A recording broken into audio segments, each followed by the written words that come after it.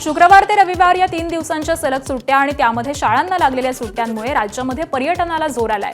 त्यामुळे धार्मिक आणि पर्यटन स्थळं ही गर्दीनं फुलली आहेत। त्यामध्ये शेगाव इथल्या संत गजानन महाराज समाधीचं दर्शन घेण्यासाठी भाविकांनी मोठी गर्दी केली आहे। ऊन तापत असताना देखील लाखो भाविक या संत नगरीमध्ये दाखल झालेत। शेगाव शहरामध्ये असलेले अनेक खासगी हॉटेल्स हाऊसफुल झालेली आहेत। या गर्दीबाबत शेगाव इथल्या मंदिर परिसरामधूनच आढावा घेतलाय आमचे प्रतिनिधी डॉक्टर संजय महाजन यांनी। पाहूयात। सलग 3 दिवस सुट्ट्या असल्यामुळे शेगाव येथील संत गजानन महाराज समाधी मंदिर परिसरात भाविकांनी मोठी गर्दी केली। आपण जर का बघितलं तर 1 मे महाराष्ट्र दिन आणि त्यानंतर आलेला शनिवार आणि रविवार यामुळे पर्यटन स्थळं आणि ही धार्मिक स्थळं ही गर्दीने हाऊसफुल झाली आहे।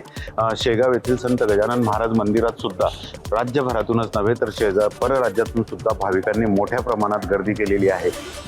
3 दिवस सुट्टी असल्यामुळे आणि उन्हाळ्याच्या आता विद्यार्थ्यांना सुट्ट्या लागल्यामुळे भाविकांनी पर्यटन स्थळी आणि धार्मिक स्थळी मोठी गर्दी केलेली आहे आणि त्याचाच परिणाम म्हणून शेगाव येथील संत गजानन महाराज मंदिरात सुद्धा दिवसभर लाखो भाविकांनी दर्शन घेतलं।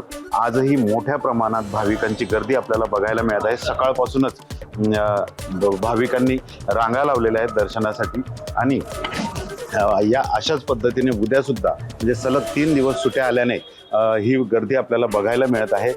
शेगाव शहरात जवळपास सर्वच खासगी हॉटेल्स हे हाऊसफुल झालेले आहेत आणि त्यामुळे शेगावात मोठ्या प्रमाणात गर्दी बघायला मिळत आहे।